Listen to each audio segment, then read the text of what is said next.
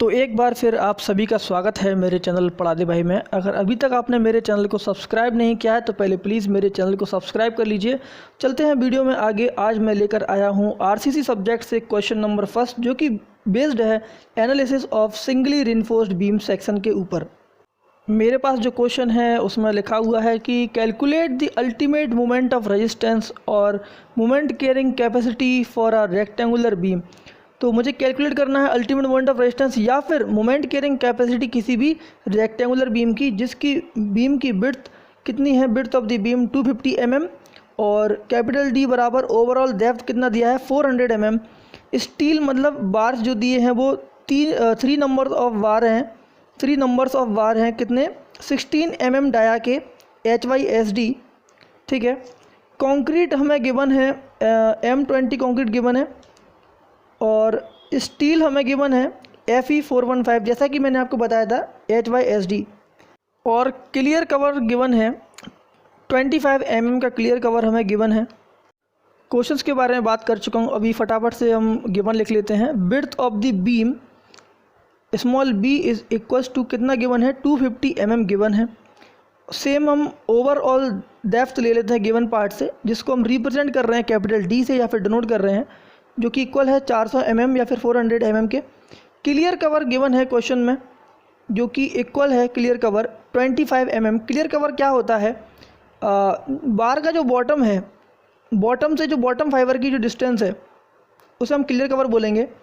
Effective depth क्या है small d बराबर capital D minus clear cover minus 5/2, मतलब जितना डायमीटर है उसका हाफ, ये हमें माइनस करना है।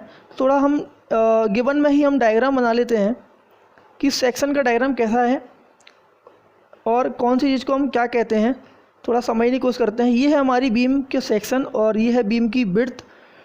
B is equals to 250 mm beam की विड्थ है। ये है हमारी ओवरऑल डेप्थ, जो कि दोनों फाइबर्स के बीच की डिस्टेंस है, आउटर मोस्ट फाइबर्स की बीच की डिस्टेंस है।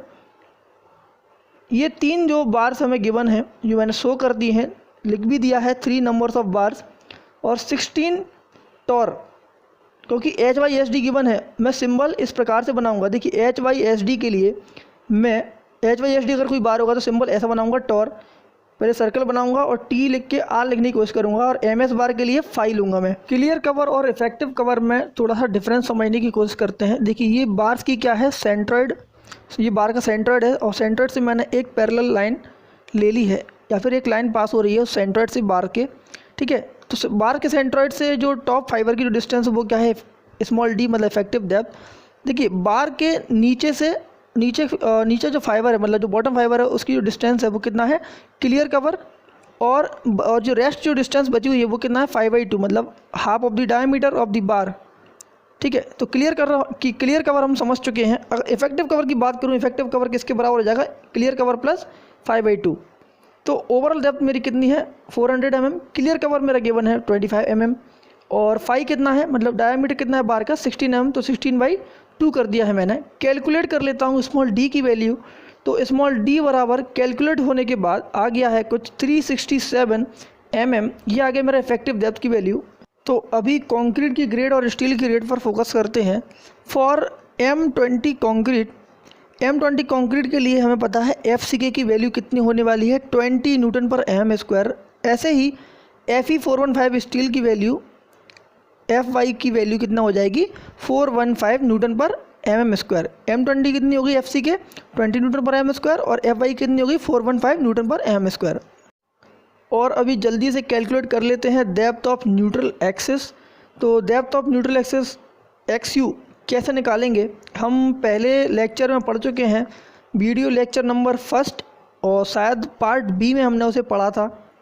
हो सकता है कि लेक्चर नंबर 1 के पार्ट A में हमने ये पढ़ा हो XU की वैल्यू हम कैसे निकालते हैं। तो मैं आपको एक बार दिखा देता हूँ। XU/D की जो वैल्यू थी, इस वैल्यू को मैं यहाँ से नोट डाउन कर लेता हूँ। तो XU/D is equals to 0.87 FY/AST/0.36 FCK/BD, देखिए 16 mm का बार है तो एक बार का जो क्रॉस सेक्शन एरिया होगा वो π/4 डी स्क्वायर होगा। तो 3 बार का कितना हो जाएगा 3 × π/4 × 16 स्क्वायर। तो एक बार का एरिया कितना आ गया 201.06। तो 3 बार का एरिया कितना आ गया 603.18 mm स्क्वायर। तो therefore XU/D is equal to 0.87, F/, की वैल्यू 415, AST की वैल्यू 603.18 अपॉन 0.36 इंटू FC की वैल्यू 20 और B की वैल्यू है 250 और D की वैल्यू मैं नोट नहीं कर रहा हूँ क्योंकि D से D कैंसिल हो जाएगा, वैसे भी लिखने की ज़रूरत नहीं थी। तो XU की वैल्यू कैलकुलेट करने के बाद आ गया है 120.98 mm। ये वैल्यू मैंने बॉक्स में बंद कर दी। ये XU की वैल्यू निकालने के बाद अब मैं कैलकुलेट करूँगा limiting depth of neutral axis, या फिर मैं बोलूँ कि maximum depth of neutral axis कितना हो सकता है। टॉप फाइबर से न्यूट्रल एक्सिस की डिस्टेंस कितनी हो सकती है मैक्सिमम, वो मैं चेक कर लेता हूँ। तो जैसा कि मैं जानता हूँ पिछले वीडियो लेक्चर में मैंने बता दिया था, for Fe415 XU max upon D की जो वैल्यू है 0.48 होती है। तो XU max is equal to 0.48 times D और D की वैल्यू मैंने पुट कर दी है 367। तो 0.48 इंटू 367 का अगर मैं मल्टीप्लाई करूँगा तो 176.16 mm XU मैक्स की वैल्यू आ रही है।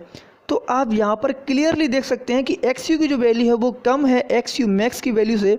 तो देयरफॉर मैं कह सकता हूँ कि जो गिवन बीम सेक्शन है वो एक अंडर रेनफोर्स्ड सेक्शन है।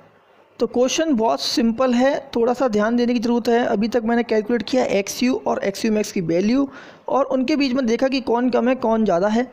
XU कम था XU मैक्स से, तो मुझे पता चल गया कि ये अंडर रेनफोर्स्ड सेक्शन है।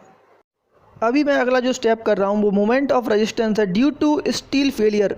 मान लेता हूँ कि जब स्टील फेलियर होगा तो मैक्सिमम मोमेंट ऑफ रेजिस्टेंस वो कितना दे चुका होगा।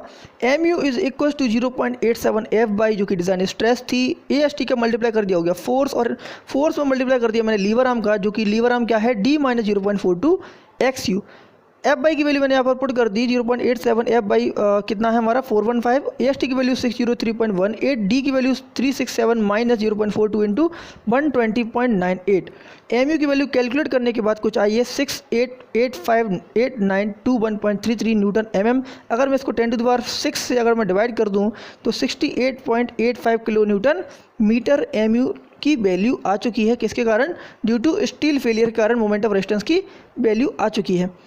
देखो बाकी की सारी चीज़ों को साइड में कर देना, मैं अगला स्टेप करने जा रहा हूँ। Moment of resistance due to concrete failure. मैं मान रहा हूँ कि जब कंक्रीट फेल होगा तब मैक्सिमम मोमेंट ऑफ रेजिस्टेंस हमें कितना मिल चुका होगा या फिर मिल जाएगा, तो उसको कैलकुलेट करने की कोशिश करते हैं। देखो मैं पहले वीडियो लेक्चर में पढ़ा चुका हूँ पार्ट बी में, तो कंप्रेशन या फिर ए में पढ़ा दिया होगा मैंने। फॉर Fe415 के लिए मैंने निकलवाया था मोमेंट MU लिमिटिंग की वैल्यू। तो for Fe415 MU is equals to, इस वाले सेक्शन को जहाँ पर लाइन बना है उसको इग्नोर कर देना, ठीक है। तो क्वेश्चन आपका 4 नंबर स्टेप से फिर से मैंने कंटिन्यू किया है। देखिए फॉर Fe415 हम जानते हैं we know that MU is equals to 0.138 FC के BD स्क्वायर। पिछला वीडियो लेक्चर देखना बहुत ज़रूरी है। तो वैल्यूज पुट कर लेता हूँ 0.138 FC की वैल्यू 20 और BD की 250 और D की 367 का स्क्वायर। तो कैलकुलेट करने के बाद ये वैल्यू आई है 92935410 न्यूटन mm। फिर से 10⁶ का डिवाइड कर दूंगा तो वैल्यू आ जाएगी 92.93 किलो न्यूटन मीटर MU की वैल्यू आई है ड्यू टू कंक्रीट फेलियर। तो दोनों में से जिसकी भी वैल्यू कम होगी वही हमारा मोमेंट ऑफ रेजिस्टेंस होगा। तो स्टील का हमारा कम था तो MU is equal to 68.85 kilo newton metre हमारा आंसर आ चुका है, जो कि स्टील में सबसे कम होगा मोमेंट ऑफ रेजिस्टेंस। तो ये था हमारा एक एनालिसिस टाइप का क्वेश्चन। अगर कोई भी बीम सेक्शन आपको दिया है तो अभी इस क्वेश्चन को दूसरे पॉइंट ऑफ व्यू से करने की हम कोशिश करते हैं। वहाँ तक अगर आप एग्ज़ाम में करके आओगे तो आपको फुल मार्क्स मिल ही जाएंगे। अगर आप इस प्रकार से करना चाहते हैं तो इस प्रकार से भी चेक कर सकते हैं। देखिए for same beam section let's check beam is under reinforced और ओवर इन्फोर्स्ड और बैलेंस्ड। हम चेक करना चाहते हैं कि बीम सेक्शन हमारा कैसा है, अंडर इन्फोर्स है, ओवर इन्फोर्स है या फिर बैलेंस्ड है। लेकिन मैं चेक करूंगा on basis of steel areas. तो सबसे पहले देखिए स्टील एरियाज़ के बेसिस पर कैसे चेक करूंगा। AST प्रोवाइडेड, हमारी जो हमें सेक्शन गिवन है उसमें कितनी स्टील हमें गिवन थी, 3 बार्स थे 16 mm के। तो कितना एरिया आया था टोटल एरिया AST का कुछ आया था 603.18 mm²। तो टोटल AST हमारी कितनी प्रोवाइडेड है, 603.18 mm² हमारी इस जो भी गिवन बीम है उसके अंदर इतनी स्टील हमें प्रोवाइडेड है। हम जानते हैं percentage of balance steel required, जो कि हमने पिछले वीडियो लेक्चर में, जो कि लेक्चर नंबर 1 था RCC का पार्ट बी में हमने पढ़ा था। परसेंटेज ऑफ बैलेंस स्टील या फिर limiting steel percentage PT limited, देखिए अलग अलग ग्रेड्स के लिए मैंने निकाली थी यहाँ पर वैल्यू, और यहाँ पर गिवन है ग्रेड Fe415, तो Fe415 के लिए मैंने फॉर्मूला ले लिया है। तो PT लिमिटिंग बराबर कितना है 19.86 इंटू FCK/FY। तो FCK कितना गिवन है 20 और FY कितना है 415। तो PT लिमिटिंग कितना आ गया, मतलब लिमिटिंग स्टील का जो परसेंटेज है 0.957, इतना परसेंटेज ऑफ लिमिटिंग स्टील आ चुका है। तो अभी मैं लिमिटिंग एरिया ऑफ स्टील भी कैलकुलेट कर लेता हूँ, या फिर बैलेंस्ड स्टील किसी भी बैलेंस सेक्शन के लिए कितनी AST रिक्वायर्ड होगी वो भी मैं कैलकुलेट कर लेता हूँ।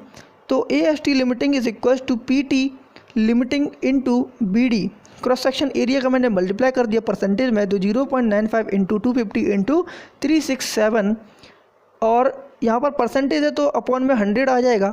सभी कुछ कैलकुलेट करने के बाद वैल्यू मेरी ऑब्टेन हुई है 878.04 mm²। यहाँ पर AST प्रोवाइडेड की जो वैल्यू है वो कम है AST लिमिटिंग सेक्शन के लिए, या फिर बैलेंस सेक्शन के लिए जितनी स्टील रिक्वायर है उससे कम है AST प्रोवाइडेड। तो मैं कह सकता हूँ therefore beam section is under reinforced. तो जो गिवन बीम सेक्शन है वो अंडर रिइंफोर्स सेक्शन है। हमने ये निकाल लिया है किसके बेसिस पर, स्टील के एरियाज़ के बेसिस पर, जो कि हमने कितना प्रोवाइडेड किया था और कितना बैलेंस सेक्शन के लिए रिक्वायर है। ये मैं पिछले लेक्चर में भी आपको एक्सप्लेन कर चुका हूँ। तो देखिए जैसा कि अंडर रिइंफोर्स सेक्शन में XU की वैल्यू कम है XU मैक्स से, और AST प्रोवाइडेड कम है AST लिमिटिंग से। तो यहाँ पर ना एक देखिए वीडियो पार्ट B जो है लेक्चर नंबर जो फर्स्ट है RCC का, उसमें थोड़ा करेक्शन कर लीजिएगा। कंक्रीट फेल्स फर्स्ट और स्टील फेल फर्स्ट में से यहाँ पर मुझे थोड़ा सस्पेंस है या फिर डाउट है, तो ये डाउट मेरा आप लोग क्लियर करेंगे, मुझे नहीं आता है इधर, ठीक है। तो watch video part B of lecture number first of RCC, जिसका टाइटल है limit state of collapse flexor जो है, ठीक है। इस टाइटल से हमारी एक वीडियो पड़ी हुई है। इसके अंदर आपको कमेंट करना है कि अंडर रिइंफोर्स सेक्शन और ओवर रिइंफोर्स जो सेक्शन है, अंडर रिइंफोर्स सेक्शन और ओवर रिइंफोर्स सेक्शन के अंदर आपको बताना है कि कंक्रीट पहले फेल होगा कि स्टील पहले फेल होगी किसी भी पर्टिकुलर सेक्शन के लिए। अभी बहुत सारे न्यूमेरिकल्स और आने वाले हैं जो कि डिज़ाइन रिलेटेड न्यूमेरिकल्स होने वाले हैं RCC के, तो अपडेटेड रहना और चैनल्स के टच में रहना, ठीक है। तो ये वीडियो यहीं पर हम एंड करते हैं और मिलते हैं नेक्स्ट वीडियो में। अगर आप किसी भी सिविल इंजीनियरिंग से रिलेटेड टॉपिक पर चाहते हैं कोई भी वीडियो लेक्चर, तो कमेंट कर दीजिए, मैं कोशिश करूंगा कि उस टॉपिक से रिलेटेड आपको एक वीडियो लेक्चर प्रोवाइड कर सकूं। अगर आपको ये वीडियो अच्छा लगा तो प्लीज़ वीडियो को लाइक कीजिए, कमेंट्स कीजिए, अगर कोई डाउट है तो सब्सक्राइब कीजिए चैनल को और देखते रहिए पढ़ा दे भाई। Thanks for watching this video.